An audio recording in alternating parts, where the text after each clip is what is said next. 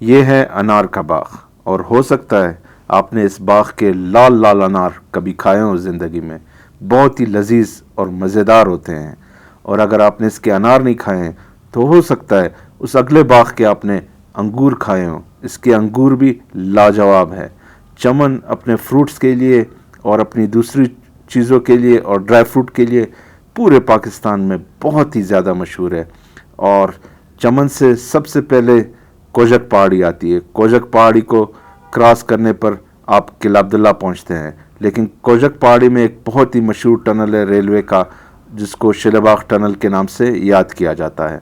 और कोजक पहाड़ी में एक पानी का चश्मा है जहाँ पे एक बहुत ही खूबसूरत मस्जिद बनाई गई है जहाँ पे लोग रुक कर नमाज़ पढ़ते हैं। तो कोजक से उतरने के बाद आप पहुँचते हैं मोहम्मद अली बावड़ी पर, और मोहम्मद अली बावड़ी के बाद किला अब्दुल्ला में। किला अब्दुल्ला तो है ही बागों का वतन। अस्सलाम वालेकुम दोस्तों, चमन से जो है वो ग्वादर जा रहे हैं और 125 पे जा रहे हैं। इसकी fuel average, speed, comfort level सब कुछ आपको दिखाएंगे। रोड कैसा है वो भी आपको दिखाएंगे, और सीनरीज और लैंडस्केप कैसे चेंज होते हैं वो सारे भी आपको दिखाएंगे। और मौसम जैसे चेंज होगा तो मौसम भी आपको बताएंगे। यहाँ पे जो है गंदम बिल्कुल जो है वो सरसब्ज़ है, और ग्वादर वगैरह उस साइड पे तो फसल जो है वो कटाई होने वाली है। तो पूरी तफसील इस वीडियो की आपको दिखाएंगे कि रोड कैसा है, मौसम कैसा है, सब कुछ आपको दिखाएंगे। आइए मेरे साथ ग्वादर चलते हैं। बस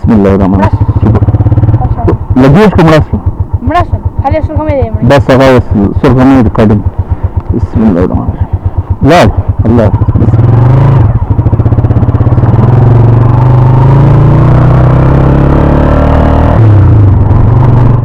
हमारे और अंग्रेज़ों के बीच अगर आपने सिर्फ फ़र्क देखना है ना, तो ये 120 साल पुराने चमन के रेलवे पुल को देख लें।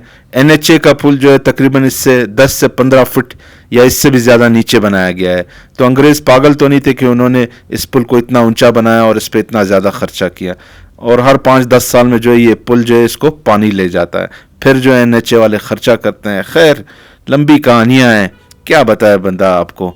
और ये शपाटर लोग जो रोड पे चल रहे होते हैं और आपस में गपशप कर रहे होते हैं, ये भी बहुत मसला करते हैं, ख़ासकर जब आप स्पीड में जा रहे होते हैं। यारों के बाद स्टार्ट होता है सुरखाब, जिसका पश्तो में मतलब है सुर्ख चोटियाँ या सुर्ख पहाड़ियाँ। और कमाल के नज़ारे हैं यहाँ। पानी तो आपको नहीं मिलेगा, लेकिन यहाँ पे जो आपको नज़ारे मिलेंगे, और इन नज़ारों का मैं आपको बता दूँ, ये जब बादल होते हैं तो अलग नज़ारा होता है, जब सूरज होता है तो अलग नज़ारा होता है। इन पे जब बारिश बरसती है इनका कलर और तरह से हो जाता है, और इन पे जब बर्फ़ पड़ती है तो फिर इनका कलर और हो जाता है, और जब ये खुश्क होते हैं तो फिर इनका कलर और हो जाता है। इनका कलर हर घंटे में आप यूँ समझ ले चेंज होता रहता है। इतनी खूबसूरत पहाड़ियाँ शायद ही आपने पाकिस्तान में किसी जगह देखी हों। और ये जब आप कोयटा से चमन का सफ़र कर रहे हो तो ये रास्ते में ये पहाड़ियाँ आती हैं, कोई 8 से 10 किलोमीटर के एरिया पे फैली हुई हैं, और काफ़ी कमाल की खूबसूरत पहाड़ियाँ हैं। ज़्यादा ऊंची भी नहीं है, आप आराम से इन पर चढ़ सकते हैं। चमन कोयटा के पुराने रूट पर आप इन पहाड़ियों से होकर गुजरते थे, मगर अब जो है वो NHA ने बाईपास बना दिया है, तो अब जो है वो कोयटा के लिए आपको बाईपास से होके जाना पड़ेगा। लेकिन आप पुराना रूट फिर भी इस्तेमाल कर सकते हैं। वैसे आमतौर से लोग ये नया बाईपास ही इस्तेमाल करते हैं। बलेली से जो है वो कोयटा की ग्रीन बसें स्टार्ट हो चुकी हैं, 8 आई हुई हैं, और उम्मीद है कि बाकी रूट्स पर भी ग्रीन बसें आना स्टार्ट हो जाएंगी। और ये बंदा अपना खाना ख़राब कराना चाहता है, इसके साथ फैमिली भी है, और मेरा भी सत्यानाश करना चाहता है। यह है कोयटा की एग्रीकल्चर यूनिवर्सिटी या बलूचिस्तान की एग्रीकल्चर यूनिवर्सिटी। और इससे आगे आएगा शेख मांदा का रेलवे स्टेशन, और लेफ़्ट साइड पर आएगी ब्यूटम यूनिवर्सिटी। तो ये काफ़ी खूबसूरत यूनिवर्सिटी है। बाहर से लेफ्ट साइड पर ये आपको शेख मांदा का स्टेशन नज़र आ रहा होगा, और इसके पीछे जो है वो ब्यूटम यूनिवर्सिटी है, जो तकरीबन कोयटा की बड़ी यूनिवर्सिटी है। वैसे तो ग्वादर के लिए मगरिबी बाईपास निकलता है, लेकिन मेरा जो अगला टायर है 125 का वो कमज़ोर है। और ये आप राइट साइड पे मेरे देख सकते हैं गंदम के बड़े बड़े गोदाम जो एयरपोर्ट रोड पर हैं। तो हम जाएंगे शहर, हो सकता है कोई दुकान खुली हो और हमें जो है वो अगला टायर मिल जाए, क्योंकि तकरीबन 2000 किलोमीटर का सफ़र करना है, और इस टायर के साथ जो है वो सफ़र करना मेरे ख्याल में काफ़ी मुश्किल है।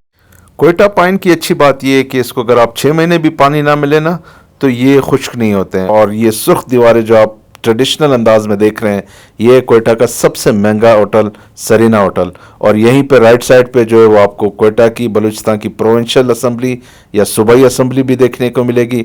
और इसी रोड पे लेफ्ट साइड पे सरीना होटल के साथ आपको ईरान की एम्बेसी और अफगानिस्तान की एम्बेसी भी मिलेगी।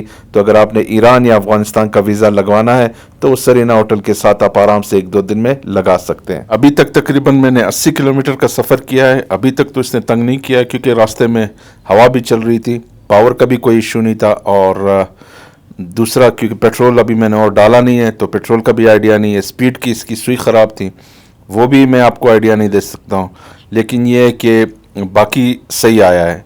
सिर्फ अगला टायर चेक करते हैं। और ये जिना रोड क्वेटा का आप देख ले, काफ़ी ज़बरदस्त शॉपिंग की दुकानें यहाँ पे, और इसकी रिजेम्बलेंस जो है ना वो अंग्रेज़ इसको लंदन रोड बोलते थे। उन्होंने अपने लंदन की याद में जो है ना वो इस रोड को डिज़ाइन किया था। अभी तो मॉडर्न दौर के हिसाब से काफ़ी चेंजिंग इसमें आ गई है, लेकिन ये है बिल्कुल लंदन रोड।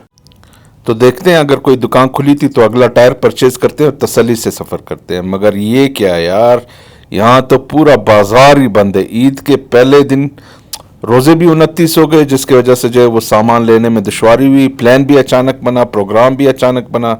फिर हमने कहा पता नहीं हम कब ग्वादर जाएं, और यहाँ देखिए यार पूरा बाजार बंद है। अब टायर हमें कहाँ से मिलेगा यार, टायर कहाँ से मिलेगा। कल हमने उथल के लिए निकलना है और बाकी दोस्त मस्तुंग में हैं, तो मैंने सोचा 700 किलोमीटर सफ़र करने के बजाय पहले चमन से जो है वो मस्तुंग तक जाया जाए और फिर मस्तुंग से 520-30 किलोमीटर उथल का सफ़र किया जाए। तो हम निकल गए सरियाब रोड क्वेटा पर। सरियाब रोड क्वेटा पर आपको किसी गवर्नमेंट के ऑर्गेनाइजेशन में ही दरख्त नज़र आएंगे। यहाँ भी बाकी शहरों की तरह सिर्फ छतों पर नीली टंकियाँ ही आपको नज़र आएंगी। अच्छी बात बस सिर्फ इतनी हो गई है कि सरियाब रोड को काफ़ी चौड़ा कर दिया गया है। लखपास का टनल क्रॉस करने के बाद जो है वो आप मस्तुंग की हदूद में पहुंच जाते हैं। मस्तुंग नज़दीक ही है, तो सुबह सफ़र का आगाज़ करते हैं। सुबह जो है वो अपने सफ़र का आगाज़ कर दिया है। बाकी दोस्तों के साथ सुबह के 7:30 बजे निकले उथल के लिए। तकरीबन 530 किलोमीटर का सफ़र आज हमने तेज़ करना है, और जाहिर है जगह जगह फ़ोटोग्राफ़ी करते हुए और ऐसे बागों में से गुज़रते हुए खूबसूरत नज़ारे आपको दिखाते हुए, फूल लगे हुए हैं सेब के बागात में और दूसरे बागात में, तो ये सारे आपको दिखाते हुए हम आपको ये सफ़र भी दिखाएंगे और होंडा ने कैसा सफ़र किया वो भी दिखाएंगे। और बलूचिस्तान के मुख्तलिफ शहरों से बाहर, शहर इतने बड़े तो नहीं है मगर इनके बाहर दरवाजे काफ़ी खूबसूरत बने हुए हैं। तो मस्तुंग के बाद जो पहला फॉर्मल छोटा मोटा टाउन आता है उसको कहते हैं मंगूचर, और मंगूचर में बनी है ये खूबसूरत मस्जिद। यहाँ पे आप अपने खाने के लिए कुछ छोटा मोटा सामान ले सकते हैं और पेट्रोल डाल के आप आगे की तरफ निकल सकते हैं। भाई लोग 3-3 भी सफ़र करते हैं और वो भी 70 पे, और हम है कि होंडा पे रो रहे हैं। वैसे होंडा ने अभी तक कोई ज़्यादा तकलीफ़ तो नहीं दी है। ये मुझे चावल की सलाह मार रहे थे, एक और दरवाज़ा आ गया। होंडा ने कोई ज़्यादा तकलीफ़ अभी तक तो नहीं दी है, बस साइड मिरर्स इसके बहुत तंग कर रहे हैं, बिल्कुल ही फजूल साइड मिरर्स हैं। मंगूचर से जो है आगे आ चुके हैं। देखे बहुत ही छोटा सा खूबसूरत गांव है, और सूरज जो है बिल्कुल ऊपर जा चुका है, और आगे से सुराब पे तेल डलवाएंगे। काफ़ी सुनसान शारा है और ईद का मौका भी है। आदिल भाई और शकील भाई साथ है, बाकी जो है आगे निकल चुके हैं। तो देखते हैं इस दफ़ा होंडा की राइड कैसी है। फ़िलहाल तो अभी तक तो ठीक है।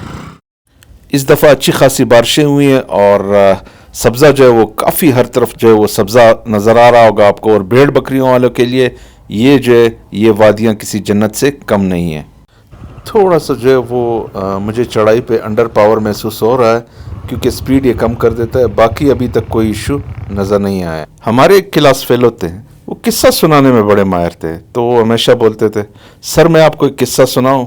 कभी जब टाइम मिलता था, क्लास में शुगल चल रहा होता था, तो सर कहते थे सुनाओ। वो कहता था सर एक आदमी था जा रहा था। सर कहता था फिर। सर वो और जा रहा था। सर कहते थे फिर एक गांव आया। सर कहते थे फिर। वो कहता था सर फिर वो जा रहा था, आगे एक और गांव आया। वो इस तरह करते करते जा रहा था। आखिर में सर की खोपड़ी घुमा देता था। सर कहता था आखिर ये कर क्या रहा है। वो कहता था भाई सर ये जा रहा है और कुछ भी नहीं कर रहा है। तो ये कराची कोयटा रोड या ग्वादर रोड ये इतने सीधे हैं कि अगर आप इस पर सोचना शुरू हो जाए ना मजदूरी से, तो आप अपनी सोचों में वज़ीर आज़म बन चुके होंगे, लेकिन इसमें अभी तक कोई मोड़ नहीं आया होगा। बहुत ही सीधा और लंबा रोड है, लेकिन काफ़ी ख़तरनाक है। इसी सीध की वजह से लोग एहतियात नहीं करते हैं। कुछ अनएजुकेटेड है, कुछ लोग जो है वो किसी की ज़िंदगी की परवाह नहीं करते हैं। लेकिन ये है कि बहुत ही सीधा, स्ट्रेट और ख़तरनाक और ख़ूबसूरत, हर लफ्ज़ इस पे फिट आता है, ऐसा रोड है ये। एंजॉय करेंगे, लॉन्ग राइड वालों के लिए ज़बरदस्त है। पेट्रोल ख़त्म हो गया भाई, रिजर्व में लगाया तो उसका कोई आइडिया नहीं था, लेकिन ख़त्म हो गया। अभी सूरत थोड़ा सा रहता है, लेकिन बहुत ज़्यादा पेट्रोल खा रहा है यार, मालूम नहीं क्या हो जाए। 2 लीटर पेट्रोल डलवा लिया है, तो अब जो है सूराब में तेल सस्ता होता है, ईरानी पेट्रोल, यहाँ पे टंकी फुल करते हैं।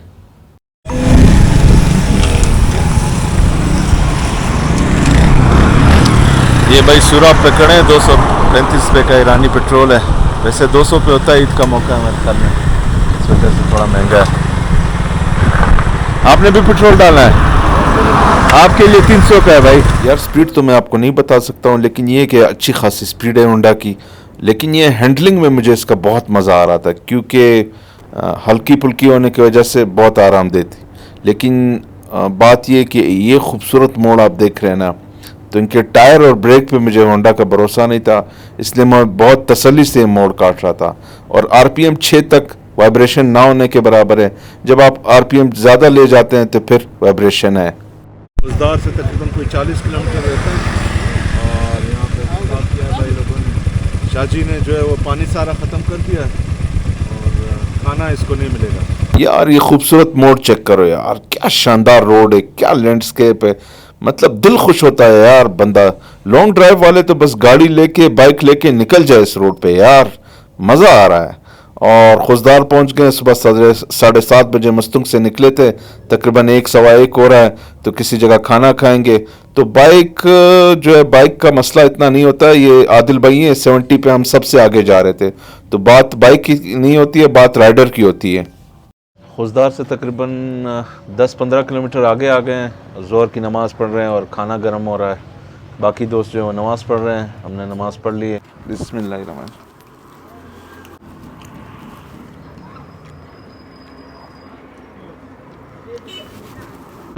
वट का इलाका है, वट क्रॉस कर चुके हैं। तो ये मेरे पीछे आप खूबसूरत कीकर के दरख्त है, जिस चीज़ के भी दरख्त है, बहुत खूबसूरत फूल लगे हुए हैं, नज़दीक से भी मैं आपको दिखा दूंगा। और ये सिर्फ अगर आप देखें, मैंने आपको बताया था कि हमारी तरफ तो गंदम में अभी 2-3 महीने टाइम है, उनको अभी बड़ा होना है, हरे भरे हैं। लेकिन ये जो गंदम है ना, ये गंदम जो है वो पीली हो चुकी है, पीछे कटाई भी शुरू थी। और उथल जब पहुंचेंगे हम, तो वहाँ पे तो मुकम्मल कटाई या स्टार्ट होगी या आधी हो चुकी होगी या ख़त्म भी हो चुकी होगी। तो इतना डिफरेंस इस लैंडस्केप में।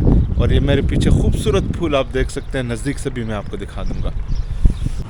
यार एक तो सीन जैसे ज़बरदस्त चेंज हो गए हैं, खजूर के बागात नज़र आ रहे हैं, और ये शपाटर को देखो, वाह। और ये सीन चेक करो यार, मतलब वर्ल्ड में जो है ना, वो सीन्स बहुत ज़्यादा बदलते रहते हैं। और काले काले पहाड़ और खूबसूरत रोड और मौसम बादलों वाला हो, और आप लॉन्ग ड्राइव पे जा रहे हो, तो क्या ही बात है। मेरे ख्याल से एक दफ़ा ज़रूर ट्राई करें। दोस्तों ये औरनाच वाटरफॉल पहुँच चुके हैं, यहाँ पे मैं आपको दिखा दूँ। इस साइड पे औरनाच वाटरफॉल बहुत ही खूबसूरत है और कमाल का लैंडस्केप है। अगर आप मेरे पीछे देख सकते हैं, वट का इलाका है और तकरीबन 100 किलोमीटर का ये लैंडस्केप है। काफ़ी हद तक चेंज होता रहता है, और यहाँ पे काफ़ी गर्मी होती है। जब आप समर में आएंगे तो बहुत ही गर्मी होती है। बाकी होंडा का अगर मैं कंफर्ट के हवाले से बताऊं यार, तो हल्का होने की वजह से काफ़ी अच्छी बाइक है। लेकिन ये है कि आप मोड़ उस तरह से नहीं काट सकते, और ब्रेक इसके जो है वो रिलायबल नहीं है, और ट्यूबलेस टायर के हवाले से काफ़ी परेशानी रही है। ये कौन सा इलाका है? 12 लाख। ये 12 लाख का इलाका है भाई। उधर तार लगा हुआ था, तो पूछने पे पता चला भाई कि इधर हिरन है। ये चाय आ गई है भाई, कल से मेहनत कर रहा हूँ, आज चाय मिली है।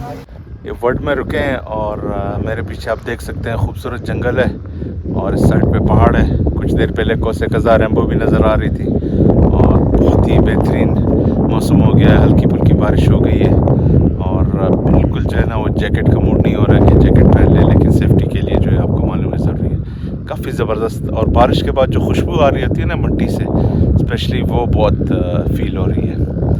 बहुत ऐसे दिल कर रहा है बस इसी तरह ही रहे। थोड़ा सा मैं जंगल में नीचे आ गया हूँ, ये आप देख लें, ये कीकर के जंगलात है, और हमारे लोग इसको जलाते हैं। और ये लकड़ी जो है काफ़ी अच्छी लकड़ी होती है, इंशाल्लाह कीकर के जंगल होंगे, लोग इसको जलाते हैं। और बर्ड्स वगैरह काफ़ी नज़र आ रहे हैं, मुझे देख के उड़ रहे हैं, तो काफ़ी ऐसे मिट्टी की जो खुशबू होती है ना, बहुत ज़बरदस्त फीलिंग आ रही है। अब देख लें बिल्कुल काफ़ी नीचे जो है वो जंगल वादी में के अंदर जो है वो काफ़ी घना हो गया है। मैं ज़्यादा दूर नहीं जाना चाहता हूँ क्योंकि आगे हमने निकलना है, लेकिन ये आप देख लें पीछे मेरे ये फूल वगैरह अगर आप देख रहे हैं तो ये पूरी वादी में ये फूल फैले हुए हैं, काफ़ी खूबसूरत है। मैं थोड़ा नज़दीक से किसी जगह से और आपको दिखा देता हूँ। ये इन फूलों के अंदर मेरे ख्याल में कुछ है, इन फूलों के पीछे आती हैं ये। तो ये सीन्स है भाई। कुछ दोस्तों ने नमाज़ पढ़ ली है, कुछ दोस्तों ने नमाज़ पढ़नी है। तो बहुत ही मौसम इतना ब्यूटीफुल हो गया है कि पूछो मत। बाइक के हवाले से अगर आप मुझसे पूछे तो यार तकरीबन आप 60 की एवरेज लगा ले। अगर आपने 600 किलोमीटर का सफ़र करना है तो मेरे ख्याल में कम से कम 10 घंटे आपको लग जाएंगे, क्योंकि जगह जगह इंसान उतरता है, फोटोग्राफी करता है, वज़न भी साथ होता है, आप मुसलसल गाड़ी की तरह नहीं चला सकते हैं। तो सफ़र हमारा काफ़ी अच्छा था, मौसम भी अच्छा था, यहाँ तक सब कुछ ठीक जा रहा था, लेकिन मगरिब की नमाज़ पढ़ने के बाद जो है फिर वो सीन उलट हो गया। पेट्रोल एवरेज की अगर बात की जाए तो होंडा तकरीबन मुझे 30 की एवरेज दे रहा था। अब ये मैं नहीं कह सकता हूँ कि ट्यूनिंग का मसला है या वाकई में हवा की वजह से, या होंडा की एवरेज ही इतनी बन रही थी। तो तकरीबन पूरे टूर में मुझे 30 की एवरेज ही मिली है। बाकी स्पीड के हवाले से चढ़ाई पे मज़ा नहीं था और सीधे रोड पे काफ़ी अच्छी स्पीड थी। सीधे रोड पे YBR वगैरह को क्रॉस कर जाता था, लेकिन जब चढ़ाई आती थी तो फिर मज़ा नहीं था। लेकिन ड्रामा शुरू हुआ मगरिब की नमाज़ पढ़ने के बाद। बाकी दोस्त आगे निकल गए, मैं उनके पीछे रवाना हुआ और तकरीबन कोई 2-3 किलोमीटर के बाद पहाड़ों में मेरी बाइक जो है वो रुक गई। जब चेक किया मुझे लगा फिर से पेट्रोल ख़त्म हो गया है, लेकिन टंकी में तकरीबन अभी भी 2 लीटर था। 2 बंदे रुके, अल्लाह उनका भला करे, बिल्कुल अंधेरा था। वो गए मेरे लिए, उन्होंने कहा भाई पेट्रोल इसमें नहीं है, इसका जो है वो ऊपर होता है। तो वो मेरे लिए 1 लीटर पेट्रोल लाए, फिर भी स्टार्ट नहीं हुई। फिर उन्होंने सारा सामान खोला, प्लग चेंज किया, प्लग जो है वो उड़ गया था, फिर भी जो है ठीक नहीं हुआ और वायरिंग मेरे ख्याल में उड़ गई थी। फिर उन्होंने टी चेन किया मुझे और एक पंप तक पहुंचाया और फिर साथी भी सारे आगे जा चुके थे। उसी पंप पे मैंने इंतज़ार करना शुरू कर दिया।